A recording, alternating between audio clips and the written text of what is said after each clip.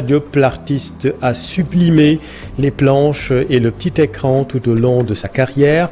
Il repose désormais au cimetière de Yoff. Voilà pour les titres et tout de suite le développement.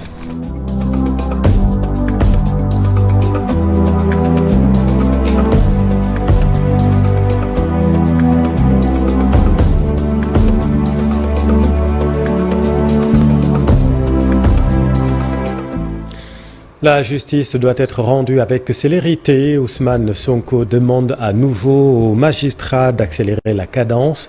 Répondant aux questions des députés, le Premier ministre s'est aussi exprimé sur d'autres questions d'actualité comme la lutte contre la désinformation. Alassane Ba. C'est un Premier ministre qui a décidé de prendre ses responsabilités et d'assumer, qui a fait face aux parlementaires. Ousmane Sonko n'a pas arrêté l'opposition. Une opposition qu'il qualifie d'être derrière les attaques personnelles notées dans les médias et les réseaux sociaux. Mais sur ces questions-là, je vous dis qu'à partir d'aujourd'hui, j'assume. Parce que moi, je vous dire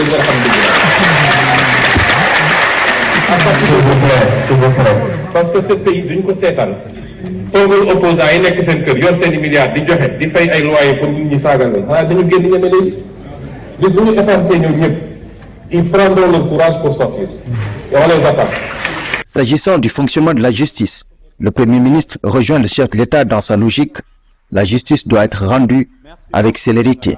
On dit le temps de la justice n'est pas le temps des hommes. Le temps de la justice est le temps des hommes. Parce que la justice est rendue au nom des hommes. Et en matière de justice, il y a un principe qui est important. La célérité. La justice doit être rendue avec célérité. Ça, c'est un principe fondamental du droit. Nous l'avons dit poursuivre ça des magistrats. Lorsque, par leur négligence, dossier dafa nekk ba peut-être sax génn ci dugg ci délai de prescription. On peut trouver des justifications, peut-être amuñu suffisamment d'effectifs, peut-être les conditions de travail, mais en tout cas de cause, la justice doit être rendue avec célérité parce que le citoyen doit pouvoir connaître son sort rapidement et la société doit pouvoir être éduquée sur le sort du citoyen. Sur le licenciement des 312 policiers adjoints volontaires, le Premier ministre rappelle que cette décision émane de leur hiérarchie et non de l'autorité politique. Pour ces policiers, il s'agit de recrutement politique pour la plupart. Un policier qui ne sait même pas écrire son nom, qui n'a aucun niveau d'études, ce ne sont pas tout le monde. Lorsque le débat s'est posé, nous avons examiné les cas et ce n'est pas l'autorité politique qui a décidé. C'est leur propre hiérarchie qui a pris cette décision. Ce n'est pas l'autorité politique même qui a décidé. Autre question abordée, l'immigration irrégulière. Il rassure que toutes les dispositions sont prises pour mettre un terme au départ. Concernant les sanctions, des réformes sont prévues pour corser les peines. Nous avons constaté que ce ne sont que les convoyeurs qui sont sanctionnés et ces sanctions ne sont pas trop corsées. C'est pourquoi le phénomène perdure, nous allons les renforcer. Le chef du gouvernement a aussi invité les Sénégalais vivant à l'étranger à faire preuve de respect et de discipline partout où ils se trouvent. Sur la régulation des prix, il annonce la mise en place d'un système de marquage des produits pour permettre au gouvernement de suivre en temps réel la régulation. Une bonne frange de l'opposition parlementaire a boycotté cette rencontre ce matin. Stratégie inopérante selon des acteurs politiques. Reportage Cher Diop.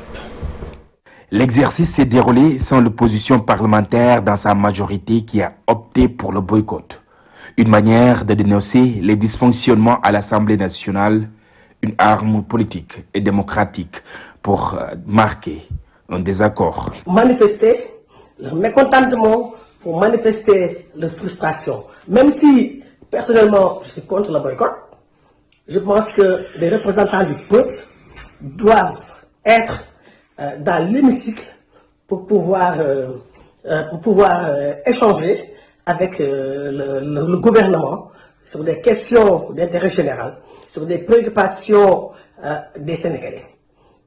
Nous avons compris depuis le boycott des élections législatives de 2007, sous Abdoulaye Wade, que le boycott n'a jamais été payant. Et c'est la raison pour laquelle nous avons créé les assises nationales pour pouvoir exister politiquement. Donc, dans ce cas de figure, je pense que les parlementaires devraient véritablement être présents dans l'hémicycle pour pouvoir porter la parole du peuple en tant que représentant de la nation. Ce boycott n'est pas une première à l'hémicycle, un choix qui n'arrange point l'opposition. Mais c'est une politique qui ne paye pas.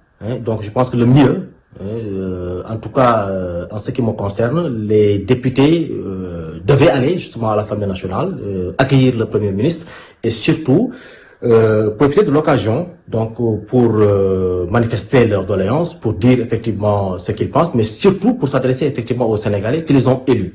Voilà, donc je pense que c'est pas une bonne démarche. Et puis j'espère que prochainement, en tout cas, ils vont renoncer effectivement à ça et puis qu'ils viendront prochainement pour accueillir le président ou le Premier ministre justement à l'Assemblée nationale. Ça ne leur profite pas. Ça ne leur profite pas. C'est comme je disais, c'est la politique de la chaise vide. Donc ça n'a jamais profité et que malheureusement même ça peut avoir peut-être disons un impact même négatif d'une certaine façon. Alors c'est vrai qu'il y a un côté symbolique parce que sur le plan international et tout ça, les gens peuvent quand même se poser certaines questions sur l'état de la démocratie au Sénégal. Est-ce qu'aujourd'hui la démocratie n'est pas menacée? L'opposition parlementaire estime qu'il y a beaucoup de choses à parfaire à l'Assemblée nationale. Elle demande aux deuxièmes personnalités de l'État et ses camarades de se ressaisir pendant qu'il est encore temps. Pour elle, cette séance de questions-réponses avec le Premier ministre a plutôt d'être un moment d'échange d'idées, s'apparente plus à une tribune d'attaque crypto-personnelle. Et on continue de parler de cette séance de questions d'actualité au gouvernement dans Soir d'Info. La suite tout à l'heure avec les anciens parlementaires, Cheikh Oumar Sy et Abdou Sané, coordonnateur de Pastef Ziguinchor. À la une également de l'actualité, le journaliste Simon Faye, inculpé et placé sous contrôle judiciaire. Le confrère est poursuivi pour diffusion de fausses nouvelles. En garde à vue depuis jeudi dernier, il a été libéré sous le régime du contrôle judiciaire. À Bayar, les populations s'inquiètent d'un sentiment d'insécurité dans cette partie du pays. Le meurtre du jeune Malik Gueye, survenu en mars dernier, hante encore les esprits des habitants. Charanta Diop. Bayar, un paisible village de la commune de Diender, c'est un carrefour. Les populations, pour la plupart, s'activent dans le maraîchage, le commerce et le transport. À Bayar s'est installée une forte communauté d'étrangers qui vit paisiblement avec les Sénégalais. Ce village est devenu depuis quelque temps le théâtre d'événements tragiques. Un jeune du village, Malik Gueye, a été tué. Cette situation a installé une insécurité totale à Bayar. Il y avait un problème de meurtre à Bayar.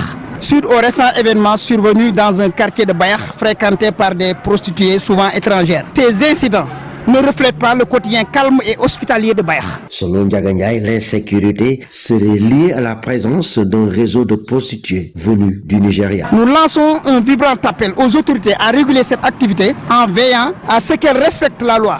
Insécurité, absence de papiers sanitaires, proxénétisme doit entraîner l'interdiction de ces activités. Les populations dénoncent un fait grave lié à l'abandon par des personnalités de ce pays de plusieurs vergers devenus des lieux de refuge pour les bandits. Sur les vergers qui ont été abandonnés, c'est des champs de 13 hectares. Ces champs-là, l'État peut les exproprier pour cause d'utilité publique parce qu'on a un lycée. Pour rappel, le jeune Malik Gueye a été tué suite à une altercation provoquant l'ire des populations qui se sont violemment attaqués aux demeures des prostituées. Des maisons avaient été saccagées. Il y a eu plusieurs arrestations.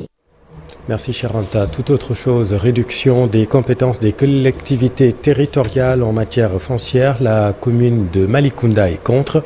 Le leader du parti, le maire Maguette Sen, le leader du parti Andounaoulé, propose plutôt un encadrement des élus locaux.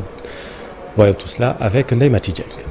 Une très mauvaise idée de suspendre les compétences des collectivités territoriales en matière foncière. Andounaoulé s'inscrit en faux contre toute dynamique centraliste qui s'oriente vers une logique de reprendre les compétences dévolues aux collectivités territoriales. C'est le cas, par exemple, de la proposition de loi que que l'on agite tous ces temps, par laquelle le gouvernement a l'intention de suspendre les compétences des collectivités territoriales, notamment en matière de gestion foncière. Cette proposition de loi est de nature à fragiliser une majorité d'élus locaux, composés de maires et de présidents de conseils de département, en freinant leur initiative de développement de leur territoire. En effet, ce n'est pas par la centralisation excessive du pouvoir que l'on parviendra à surmonter les défis du développement économique et social, mais plutôt par une autonomisation plus accrue des communautés locales qui connaissent mieux les dynamiques de développement des territoires. L'urgence, souligne Maguette Sène, est la modernisation du secteur primaire. Ceci d'ailleurs fait partie des priorités de Andou Naoulé, la marche des territoires. L'épine dorsale du programme de Andou Naoulé se fonde sur la modernisation du secteur primaire, à savoir l'agriculture, la pêche et l'élevage, pour en faire un levier fortement pourvoyeur d'emplois pour notre jeunesse, mais également un puissant levier pour réduire la cherté de la vie par la production nationale. Également la promotion de la recherche, de l'innovation et de la créativité par un enseignement tourné vers le savoir-faire, s'appuyant sur les sciences et techniques. Le développement du secteur artisanal est un point important de notre programme à travers la promotion des filières compétitives et pourvoyeuses d'emplois, telles que le textile, les cuirs et peaux. Membre de l'opposition, le parti s'affirme une fois de plus. Une opération de vente des cartes vient d'être lancée dans les 14 régions du Sénégal pour une meilleure massification. À travers cette opération de vente des cartes, Andou Naoulé, la marche des territoires, se veut un parti fortement ancré dans tous les territoires du Sénégal en responsabilisant chacun de ses militants dans son terroir d'origine pour en faire un porteur d'initiatives de développement local. Partons maintenant dans le nord du Sénégal, à Matam, comité régional de développement sur le partage des rapports de l'ITIE 2022. Les entreprises minières dans la région contribuent à plus de 5 milliards de nos francs, un record depuis le début de l'exploitation des phosphates de Matam, rencontre au cours de laquelle les populations ont reposé sur la table les questions des indemnités et des avantages des impactés. Ali Bandagnan. 5 milliards et plus de 600 millions de nos francs, c'est l'enveloppe représentante de la contribution des entreprises minières de la région de Matam.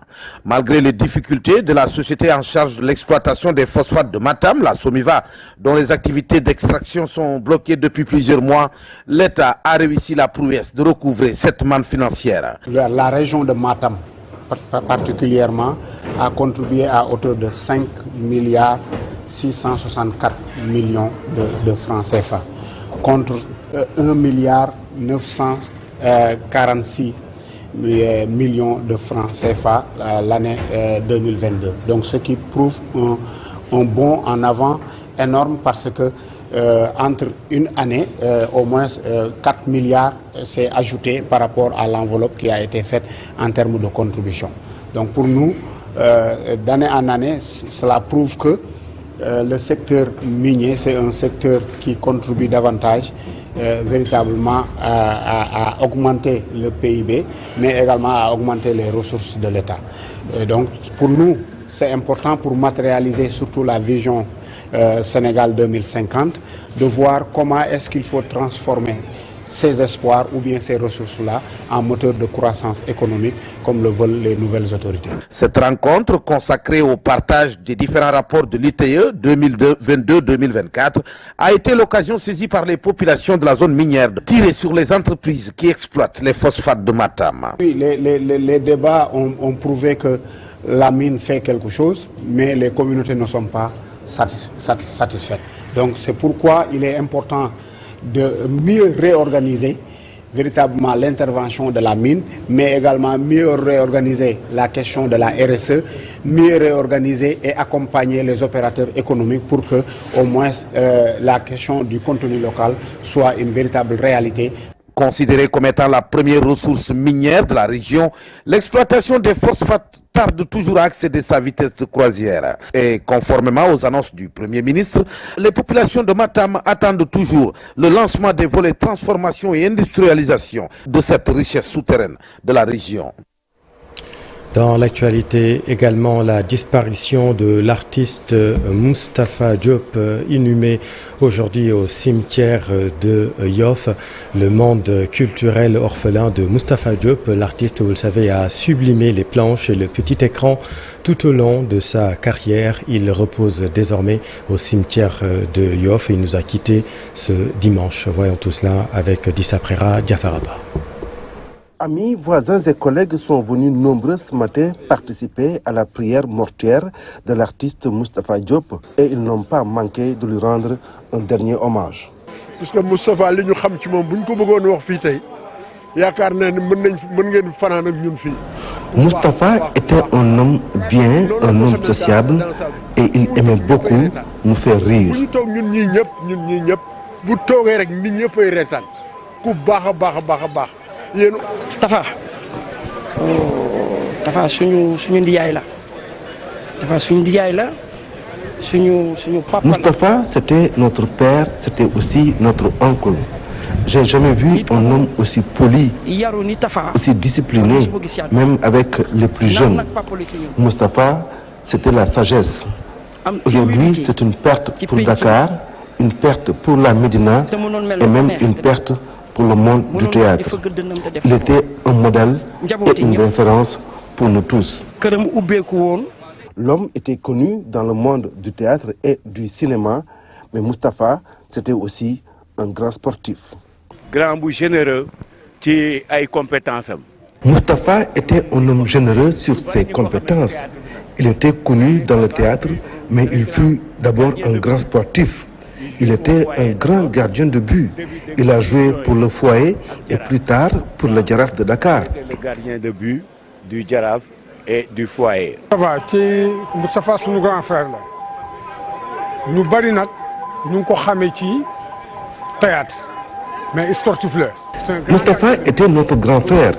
C'était un grand gardien de but d'abord. Il a joué pour le Foyer, également pour l'ASC Dego.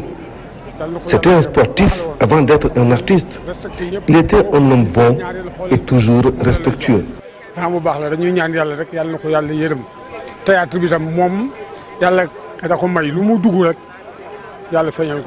Une icône du théâtre sénégalais s'en est allée.